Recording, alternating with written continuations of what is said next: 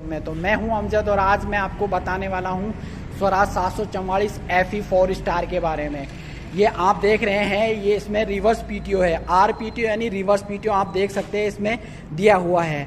Double acting power steering है इसके अंदर, आप देख सकते हैं। और आप देख सकते हैं पिलाऊ के लिए भी इसमें लगाया हुआ है, आप पिलाऊ आराम से चला सकते हैं इस ट्रैक्टर में। ये भी इस ट्रैक्टर में लगाया हुआ है। तो एडजस्टेबल इसकी सीट है, आप देख सकते हैं। और आप देख रहे हैं इसमें जो पंप है वो उसको टेंडम पंप बोलते हैं, ये आप देख सकते हैं। तो मिलते हैं ऐसी ही इंफॉर्मेटिव वीडियो के साथ में, तब तक के लिए आपके दोस्त अमजद को दीजिए इजाज़त। जय हिंद, जय जवान, जय किसान, जय हिंदुस्तान।